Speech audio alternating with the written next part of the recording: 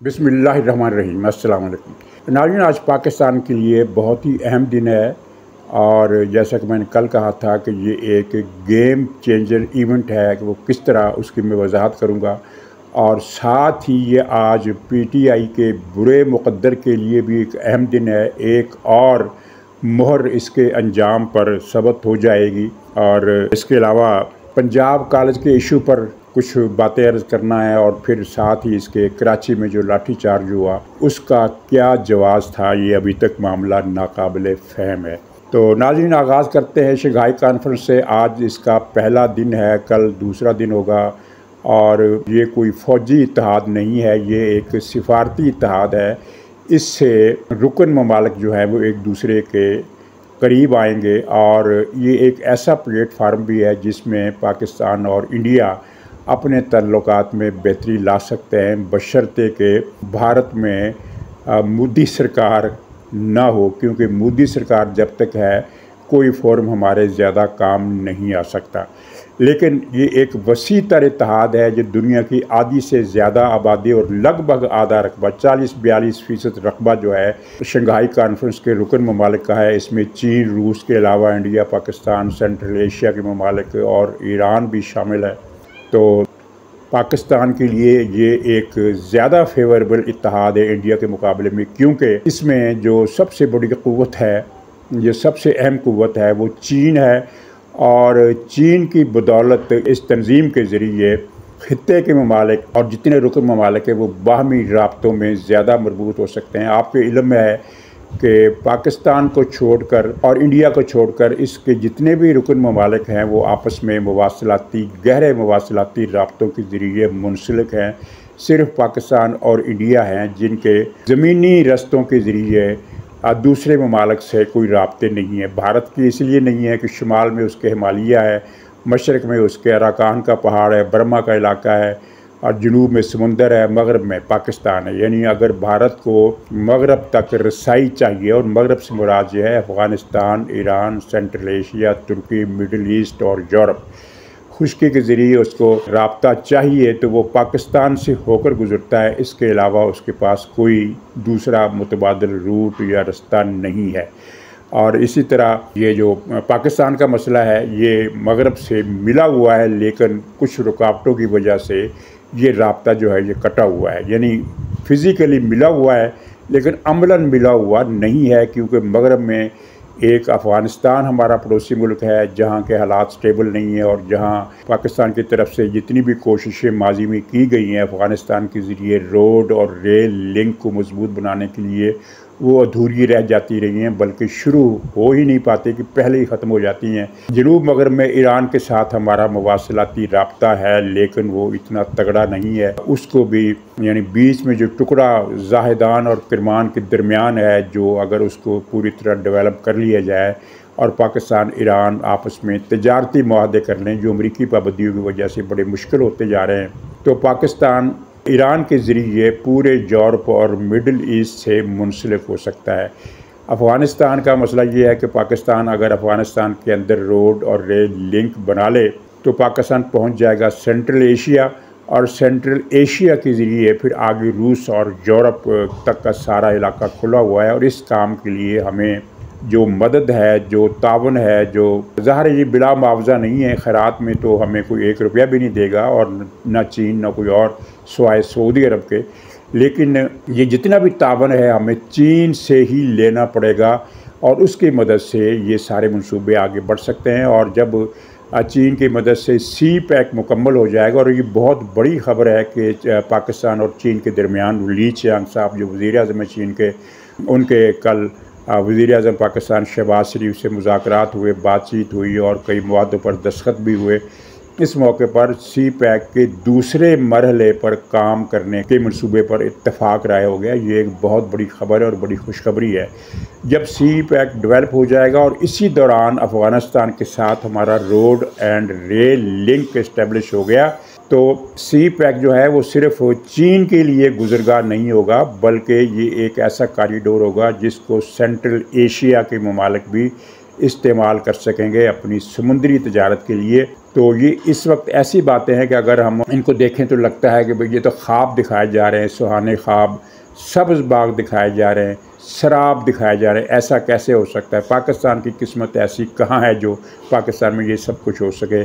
दुनिया के मुल्कों में इस तरह के मोजज़ात होते हैं और कई मुल्कों में हुए हैं। मिसाल के तौर पर मलाइशिया एक गरीब मुल्क था, अब वो तरक्की याफ्ता ममालिक की फ़हरिस्त में शामिल है। चाहे वो तरक्की याफ्ता ममालिक की आखिरी सफ़ों में है, लेकिन वो उसे तरक्की याफ्ता मुल्क गिना जाता है, तरक्की पजीर मुल्क नहीं गिना जाता। इसी तरह और भी कई मुल्क जो हैं वो हमसे ज़्यादा पसमानदा थे। ख़ुद चीन को ले लीजिए, 1948 में चीन पाकिस्तान के मुकाबले में ज़्यादा पसमानदा मुल्क था, और आज वो इतनी बुलंदी पर है कि अगर पाकिस्तान उसकी तरफ देखे तो पाकिस्तान के सर से टोपी गिर जाए। तो और भी दुनिया के कई मुल्क हैं जिन्होंने नाकाबिले यकीन तरक्की की है। किसी हद तक हम इसमें बांग्लादेश की मिसाल भी दे सकते हैं। बांग्लादेश ने पिछले 1.5 अशरे में हैरत अंगेज़ तरक्की की है और पाकिस्तान से वो कहीं आगे निकल गया, बल्कि उसने बहुत सारे शोबों में भारत को भी पीछे छोड़ दिया है। तो अगर सी पैक बनता है तो ये पाकिस्तान जो है ये मलाइशिया और बांग्लादेश तो बहुत पीछे रह जाएगा, ये मलाइशिया को भी पीछे छोड़ देगा चंद ही बरसों में। अरब ममालिक की अगर आप हिस्ट्री देखें, जितनी भी खलीजी मुल्क हैं, सऊदी अरब, कुवैत, कतर, अमारात, सल्तनत मस्कत और अम्मान, बहरीन वगैरह, ये ममालिक जो थे ये आज से 50-60 साल पहले बहुत ही गरीब और पसमानदा मुल्क तस्वर होते थे। तो वहाँ निकले तेल के चश्मे, जिनके बाद इनकी दौलत में इतना इजाफा हुआ कि अब वहाँ ज़िंदगी जगमग करती है और पाकिस्तान का आम आदमी उस लाइफस्टाइल का तसव्वुर भी नहीं कर सकता जो मिडल ईस्ट के लोगों का है। तो वहाँ तो निकले तेल के चश्मे। तो ये जो सी पैक है नाज़रीन, इसको आप तेल के चश्मों से कम कीमत का मत समझिए, ये इतना ज़्यादा फ़ायदा मंद होगा पाकिस्तान के लिए। अच्छा, अब इस कॉन्फ्रेंस की जो है असल अहमियत वो है सिफारती। इससे पाकिस्तान की हुकूमत की साख में इजाफ़ा हुआ, उसके मजबूत होने के तासुर में इजाफ़ा हुआ, और आलमी सतह पर पाकिस्तान का सिफारती कद काठ इस कॉन्फ्रेंस के इनेकाद से बढ़ गया है। और ये दो चीज़ें हैं जो हमारे दुश्मनों को, यानी क्या कहना चाहिए कि वो एक दहकती हुई आग के ऊपर बैठ गए हैं, जैसे अंगारों के ऊपर बैठ गए हैं। पंजाबी में इस तरह का एक मुहावरा है, वो मुझे याद नहीं आ रहा, कि वो ना उनके नीचे अंगारों की सेज बिछा दी गई है और वो सेज पर बैठे तड़प रहे हैं, और पंजाबी का मुहावरा है कलप रहे हैं, तो वो कलप रहे हैं। तो नाज़रीन, ये है शंघाई कॉन्फ्रेंस, और मुझे उम्मीद है, बहुत ज़्यादा उम्मीद, कि ये खैर खैरियत से और कामयाबी से ये कॉन्फ्रेंस मुकम्मल हो जाएगी। इस कॉन्फ्रेंस के मालियाती एस्पेक्ट हमारे लिए नहीं है, मालियाती हवाले से हमारे लिए इस कॉन्फ्रेंस से ज़्यादा अहम चीनी वज़ीर आज़म का दौरा है और चीन से होने वाले मुआहदे हैं। इससे पहले सऊदी अरब से जो मुआहदे हुए हैं, उन्होंने पाकिस्तान की हुकूमत और पाकिस्तान की मईशत दोनों को फ़ायदा पहुँचाया, और उससे भी पाकिस्तान के सिफारती कद काठ में इजाफा हुआ। लेकिन जितना सिफारती कद हमारा इस कॉन्फ्रेंस से बढ़ेगा, और साथ ही हुकूमत का, जिस पर ये इल्ज़ाम है कि ये बहुत लड़खड़ाती हुई हुकूमत है, इस कॉन्फ्रेंस के इनेकाद से ये तअस्सुर जो है बड़ी हद तक कम हो जाएगा कि ये एक लड़खड़ाती हुई हुकूमत है। नाज़रीन, दूसरी अहम बात ये है कि अब इसमें आज ही PTI के बुरे मुकद्दर पर, मुकद्दर इसका बुरा है, और मैंने ये बात 2 साल पहले कही थी अपने ब्लॉग में कि PTI के मुकद्दर जो है वो अगले बरस से उसको गहन लगना शुरू हो जाएगा। बल्कि मैंने शायद इस तरह की बात की थी कि गहन लगने की इब्तिदा हो चुकी है। 2 साल पहले नहीं, जब 3 साल पहले की बात है। PTI की उस हुकूमत उस वक्त इस तरह कायम थी कि एक इम्प्रेशन था कि फ़ौज और PTI एक पेज पर इस तरह है कि ये 10 साल तक ये पेज फटने वाला नहीं है। उस वक्त मैंने ये कहा था कि PTI के मुकद्दर को गहन लगाना शुरू हो चुका है। तो अब आज क्या होगा? आज इसने वही फिर पंजाबी मुहावरा मुझे इस्तेमाल करना पड़ता है। उर्दू बड़ी फसाहत वाली ज़बान है, लेकिन हम चूँकि पंजाबी हैं इसलिए बीच में पंजाबी का कोई फ़िक्रा औद करके आता है और ज़ोर लगाता है। तो PTI ने जो प्रोग्राम आज बनाया है अपना लुच तलने का, लुच तलना खालिस पंजाबी मुहावरा है, लेकिन इसमें जो लुच का लफ्ज़ है ये उर्दू में भी मुस्तमल है। तो लुच तलना का उर्दू तर्जमा यही है कि लुच तलना। वो आज लुच तलने पर तहिया किए हुए है, तो लोच तल नहीं सकेगी। पिछली मरतबा भी उसने लोच तलने का किया था, लेकिन उसे दूसरे तरीके से बाज रखा गया। लेकिन अब इस मरतबा ना सिर्फ ये है कि वो लोच नहीं तल सकेगी, बल्कि इस कॉन्फ्रेंस के बाद पीटीआई की शामत में मज़ीद इजाफा होने वाला है। और मैं आपको एक ख़बर दे रहा हूँ कि ये जो पाबंदी लगी थी 5 तारीख को एक इमरान खान पर मुलाकातों की, कि वो मुलाकातें उसके साथ वकील मुलाकातें कर सकेंगे, ना सियासी कारकुन, ना रिश्तेदार, तमाम मुलाकातें बैन हो गई थी। तो शंघाई कॉन्फ्रेंस के ख़ात्मे के बाद इसमें थोड़ी सी नरमी तो आएगी, लेकिन वो जो खलील खान के फाख्ता उड़ाने के दिन वो अब गए। अब इमरान खान को 18 तारीख के बाद भी बड़ी हद तक कैद तन्हाई का सामना ही करना पड़ेगा, यहाँ तक कि वो फ़ौजी अदालत में पहुंच जाएं, और वो फ़ौजी अदालत में पहुंचने वाले हैं। इसके साथ ही 18 तारीख को कौमी असम्बली का इजलास मुतवक्को है। दावे के साथ जितनी बातें की जाती हैं वो आमतौर पर वो दावे गलत साबित होते। बुनियादी बात तो गलत नहीं होती, लेकिन तारीख़ के दावे गलत निकलते रहे हैं, इसलिए मैं दावे के साथ नहीं कह रहा। लेकिन बड़ी हद तक जो है, या किसी हद तक यकीन के साथ जो मैं ख़बर दे रहा हूँ वो ये है कि 18 तारीख को कौमी असम्बली के इजलास में आइनी तरामीम को मंजूर कराने के लिए एक फ़ैसला कुन दिन 18 तारीख हो सकता है। शायद आगे चला जाए, ये शायद 18 ही को फ़ैसला हो जाए, लेकिन ये तय है कि तरमीम होनी है। और वो एक नज़्म याद आ रही है कि टहनी पे किसी शजर की तनहा चंद उल्लू उदास बैठे थे। आगे के शेर मुझे याद नहीं है। उनमें बहस हो रही थी कि रात लंबी होगी कि रात छोटी होगी, तो आखिर में जो उनका जो बुज़ुर्ग उल्लू था उसने कहा कि रात लंबी हो या कि छोटी हो, सुबह सादक ज़रूर होनी है, हमको अंधा ज़रूर होना है। रात छोटी हो या कि लंबी हो, सुबह सादक ज़रूर होनी है और हमको अंधा ज़रूर होना है। तो तरमीम तो होनी है, और तरमीम के बाद पीटीआई के वो ख्वाब सुनहरे सारे शिकस्त होंगे, सारे चूर चूर होंगे जो इसने मंसूर शाह से बांधे हुए हैं कि मंसूर शाह आएगा, डुगडुगी बुझाएगा, हुकूमत गिर जाएगी, हल्के खोलेगा और पता नहीं क्या होगा। जो भी उनके ख्वाब है उनमें से एक भी पूरा नहीं होने वाला, किसी एक ख्वाब का एक जुज़ भी पूरा नहीं होने वाला। तो नाज़रीन, पंजाब कॉलेज में जो सानहा हुआ उसकी इतलात सब ने तफसील से पढ़ ली हैं, सुन भी ली है। एक तालबा के साथ कॉलेज के अमले ने, गुलबर्ग ब्रांच के अमले ने ज़्यादती की और वो लड़की बेहोश हो गई, और उसके बाद उसको ICU में दाखिल कराया गया। इस वाक़े की तफसील तकलीफ़ वाक़या है, इसकी तफसील बताने की ज़रूरत नहीं है। लेकिन मैं आपको ये बता दूं कि इस पंजाब ग्रुप ऑफ कॉलेजेस में ऐसे वाक़यात पहले भी होते रहे हैं। लड़कियां जान से भी गई हैं, और भी तरह तरह के हादसे, तरह तरह के स्कैंडल, बहुत कुछ इस ग्रुप में होता है जो जिसकी तफसीलात आ जाएं तो लोगों पर लर्ज़ा तारी हो जाए। लेकिन अपनी बेपनाह दौलत के बल पर ये ग्रुप जो है अपने ख़िलाफ़ कोई ख़बर मीडिया में नहीं आने देता, हवा तक नहीं लगने देता। यानी इस हद तक कि एक लड़की जान से चली गई, किसी अखबार में एक सतर की खबर नहीं छपी।